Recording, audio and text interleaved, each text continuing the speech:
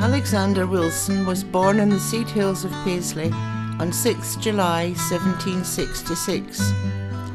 His birthplace, shown red on the map, was in one of a little row of humble weavers' cottages situated above the picturesque waterfall known locally as the Hamels. Visitors to the town also called the waterfall the Little Niagara of Paisley. Many years later, Wilson would visit the real Niagara Falls in his quest to discover new bird species.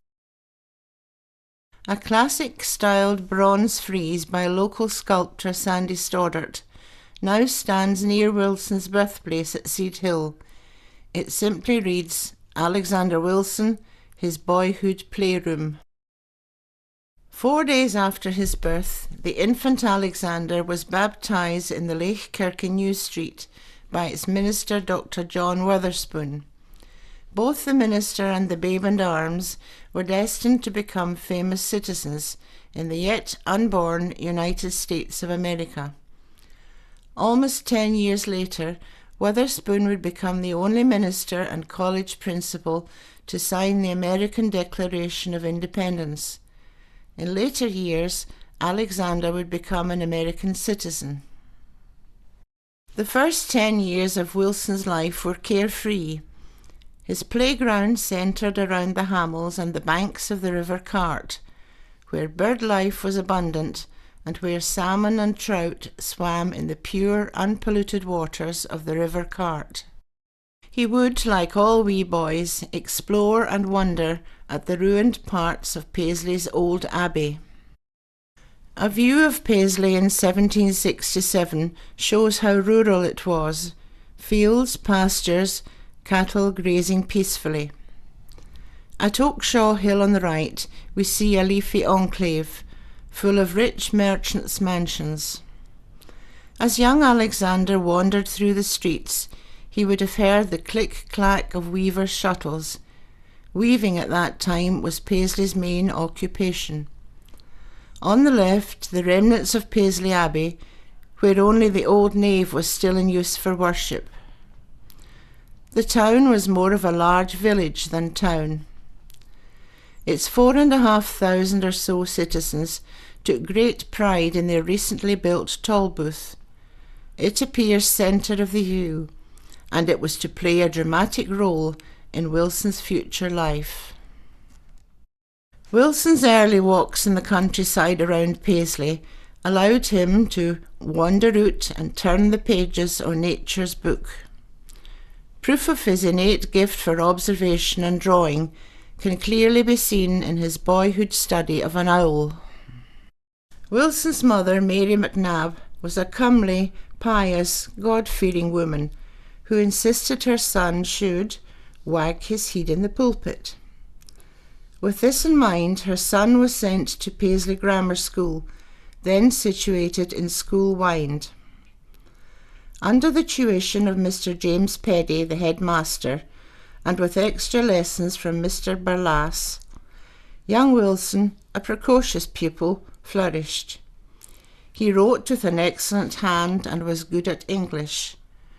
His Latin and arithmetic were passable, but he was good at drawing. When Alexander was 10, his mother died. Soon after, his father remarried a widow who had a large family of her own. Due to lack of funds to support this additional family of 8 children, Alexander's education was cut short, and his father took him out of school. After leaving school, young Alexander became employed as a herd boy. This took him and his family to outlying parts of Renfrewshire, to such places as Castle Semple Estate in Lochwinnoch. It was noted by a contemporary that the boy Wilson was a very careless herd boy, letting the kye transgress on the corn, being very often busied with some book. To feed his large family, his father, Sawney Wilson, took up his old profession of illicit whisky distilling and smuggling. For a while the family stayed in an old steading attached to the ruins of Auchenbothy Tower, the ancient home of Sir William Wallace's mother. Aged 13, like most Paisley boys of that time, young Wilson joined the ranks of apprentice weavers in Paisley. He was indentured for 3 long years to his brother-in-law, James Duncan. In August 1782, with his time served at the handloom, Wilson, with great relief, wrote on the base of his indenture document, "Be it kent to all the world in rhyme, that we right meikle work and toil. For 3 lang years I've served my time, and feasted with the hazel oil." At one time, Wilson was employed as a weaver by James Clark, who had his business in Cotton Street. Clark specialised in the manufacture of heddle twines. The Clark family would later own the Anchor thread mills. Wilson's employment did not last long. Perhaps the reputation he had acquired in Paisley as a lazy wabster had been true. Clark looked upon him as a daydreamer, inattentive to his work, writing verses at his loom. He was soon dismissed for trying to romance with Mr. Clark's daughter. In 1786, Wilson abandoned the loom. He became a packman or travelling salesman. This gave him the freedom to wander and see parts of the country he had only read about. He used his poetry to sell his wares and hoped to get subscribers for his intended book of poems. "Fair ladies, I pray for one moment to stay, until with submission I tell you, what muslins so curious, for uses so various, a poet has here brought to sell you. Here's handkerchiefs charming, book muslin like ermine, brocaded, striped, corded, and checked. Sweet Venus, they say, on Cupid's birthday, in British-made muslins was decked." When Robert Burns' Kilmarnock edition of poems appeared in 1786, it quickly sold out. The second Edinburgh edition of 1787 had 90 subscribers from Paisley, including a youthful Alexander Wilson, who bought 2 copies. Wilson studied the poems avidly and then wrote a well-penned letter to Burns, criticising the brutish aspects contained in the poem Tam O'Shanter. Burns duly replied, and a correspondence grew between them. Wilson then paid a visit to our national bard in Ayrshire. This visit was captured in Wilson's poem Pleasures of Imagination. Burns was so impressed with Wilson's poetic talent that he even came to Paisley to see him. The meeting took place in the Old Sun Tavern, then situated at 16 Lawn Street. For many years later, the pub owner, Peter McCausland, advertised this historic meeting in the Paisley Street Directory of 1831. Wilson attempted to publish his poems several times, and only succeeded in 1790. However, his volume entitled Poems, Humorous, Satirical and Serious was a dismal failure. He had yet to mature as a poet. The effrontery of failure drove him from Paisley to the sleepy village of Lochwinnoch. Despite his literary flop, he continued to write poems for the Edinburgh Bee publication. While at Lochwinnoch, Wilson exceeded himself by weaving 50 yards of silk gauze in 1 week. Not bad for the lazy wabster. The money he made at Lochwinnoch was to pay for a trip to Edinburgh in 1791.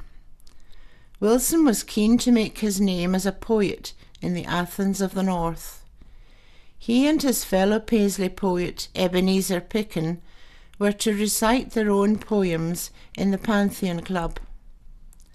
This club was where the glittering literati of Edinburgh gathered. Wilson's poem, The Laurel Disputed, was over 200 lines long, which he had to commit to memory and then recite the words to an audience of 500. Wilson came second in the competition, Picken third. However, Wilson's performance gained him much wanted fame. By 1793, forces were moving Wilson to leave Scotland. He was heavily influenced by the tenets of the American Revolution. He was aware of the writings of Thomas Paine, who had advocated immediate independence for the American colony. Radical young Wilson used his poetry at this time of political unrest to incite discontent among the weaving fraternity of Paisley. He composed a poem called The Shark, or Lying Mills Detected. In it he accused a wealthy mill owner, William Sharp, of wantonly short-changing his employees. Although the poem was not libelous in itself, it was the fact that Wilson, the anonymous author, had demanded payment of 5 guineas to prevent its wider publication, which led to his arrest, trial, and conviction for blackmail. Ye weaver blades, ye noble chiels, wha fill our land wi' plenty, and mak our very barest fields to wave wi' ilka dainty. Defend yourselves, take sicker heed, I warn you as a brother, or sharks resolved wi' hellish greed to gorge us a' thegither at ance this day. He was jailed in the Tolbooth at Paisley Cross and ordered to publicly burn copies of his poem on the Tolbooth steps. In addition to this humiliation, he was given a fine of £60, more than a weaver's annual earnings. During his time in jail, Wilson penned his poetic masterpiece, Watty and Meg. The poem was printed in penny pamphlet form to achieve a wide circulation. Wilson did not add his name to it. When the poem reached Ayrshire, the poem was so well received and so well written that it was ascribed to no less a figure than Robert Burns. The poem is set in a Seed Hill pub called Mungo's Blues. It is a tale of Watty, the heavy drinking husband, and Meg, the nagging shrew of a wife. Reading a few verses shows Wilson's genius in his command of vernacular Scots and observation of his fellow humans, an art he would later apply to his observation of bird life. Keen the frosty winds were blawin', deep the snaw had wreathed the plews. Watty, weary a' day sawin', donnert doon to Mungo Blues. Watty, glad to see Jock Jabus, and sae mony neebours roon, kickit frae his shoon the snowballs, syne he yont the fire sat doon. The poem ends with the reconciliation of husband Watty and wife Meg. Down he threw his staff victorious, aff gaed bonnet, claes and shoon. Syne below the blankets glorious, held another honeymoon. Wilson, utterly disheartened by his recent criminal conviction, sailed for America in May 1794, leaving behind his girlfriend Matilda and his good friend weaver poet Robert Tannahill. He sailed from Belfast, taking with him his cousin William Duncan. They lacked funds, so could only afford deck space, but still arrived safely at Delaware on 14th July 1794. The first years in America were a struggle. Wilson worked as a labourer, a copper plate printer, then as a weaver in and around Philadelphia.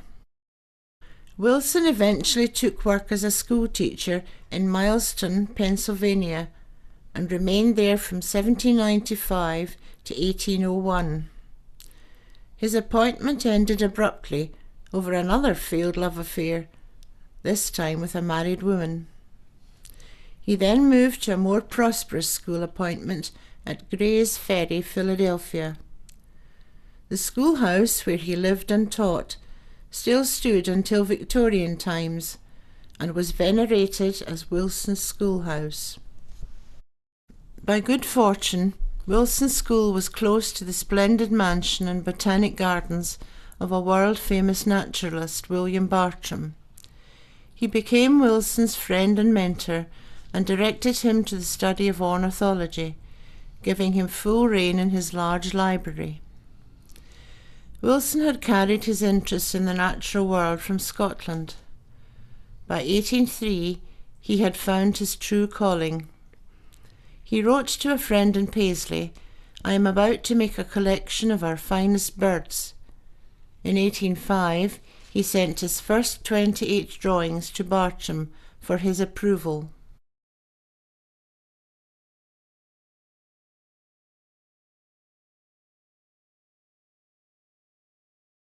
Wilson made many epic journeys throughout America. He travelled on foot, by horse, packet boats, but mainly in his trusty skiff, which he named the Ornithologist. On his shoulder perched his pet Carolina parrot, named Paul.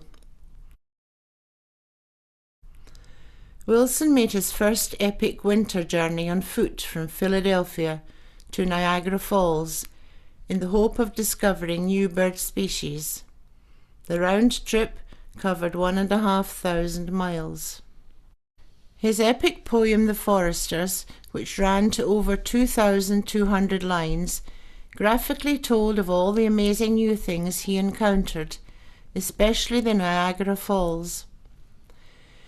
Great God of nature, whose blessed sun and showers called into action these tremendous powers, where shall my tongue fit force of language find to speak the dread sensations of the mind, when o'er the impending brink in boundless sweep the eye pursued this deluge to the deep, saw its wild torrents undulating pour from heaven to earth with deafening crushing roar, dashed in the wild and torn abyss below, midst dazzling foam and whirling storms of snow, while the whole monstrous mass and country round shook as with horror at the overwhelming sound.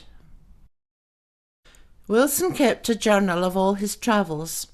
On his trip from Lexington to Nashville he wrote, "I was advised by many not to attempt it alone, that the Indians were dangerous, the swamps and rivers almost impassable without assistance, and 1,000 other hobgoblins were conjured up to dissuade me from going alone.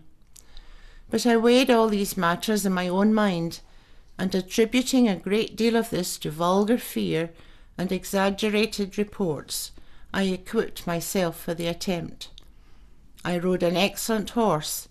I had a loaded pistol in each pocket, a fowling piece belted across my shoulder, a pound of gunpowder in my flask, and 5 pounds of shot in my belt. I bought some biscuits and dried beef, then left for Nashville." As well as drawing freshly shot bird specimens, Wilson had to gather in enough subscribers to make his expensive new books a reality. One such subscriber was Thomas Jefferson. Wilson sailed down the Ohio River, a journey of 720 miles, and arrived at Louisville, Kentucky on 17th March 1810. By a strange coincidence he entered the store of John James Audubon, then an obscure merchant. Wilson showed Audubon 2 completed volumes of his American Ornithology. Audubon was about to sign up as a subscriber, but his business partner Rosier said, "You must know as much of local bird life as this gentleman," and Audubon, always subject to flattery, withdrew his pen from the paper. Wilson examined Audubon's bird drawings. The discovery that Audubon also drew and studied birds spurred Wilson to complete his mission. The sooner the better. Wilson succeeded in this and preempted Audubon's Birds of America book by some 20 years. In his vast undertakings for his American Ornithology, Wilson travelled thousands of miles. In doing so, Wilson drew from life, or from freshly killed specimens, 325 bird portraits, 32 of which were new to science.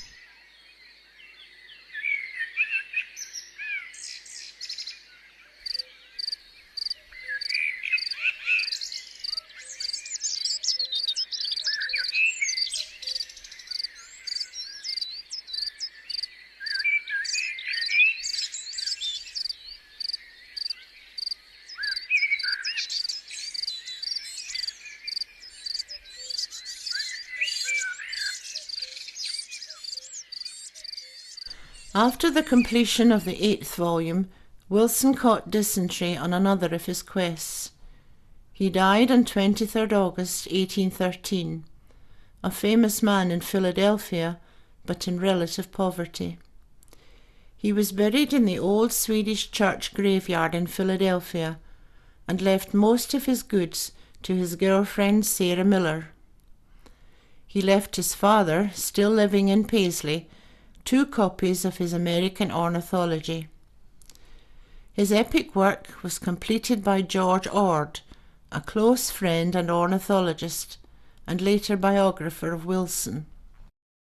Wilson's name lives on today as the father of American ornithology. His bronze statue stands proudly in Philadelphia's Academy of Natural Sciences. In Cornell University, his statue graces the Museum of Natural History. His statue in Paisley Abbey grounds, sculpted in 1874 by Mossman, shows Wilson leaning against a tree, examining a bird which his gun has just brought down. His portfolio lies beside him, indicating that Wilson, self-taught as he was, not only described the birds of the New World in eloquent language, but sketched their forms and plumage with a fidelity and skill which have never been excelled. However, Wilson's best epitaph is in the singing birds that still bear his name today: the Wilson plover, the Wilson snipe, the Wilson phalarope, the Wilson petrel, the Wilson warbler, the Wilson thrush. Alexander Wilson is remembered as an ornithologist, but he was more than that. In his short life, he was a weaver, peddler, talented poet and essayist. In his adopted country, this lad of parts became a pioneering explorer, scientist, and remarkable traveller. As an artist, Wilson excelled in producing his massive work, the American Ornithology. This self-taught genius was one of Paisley's greatest sons, and Paisley is proud of him.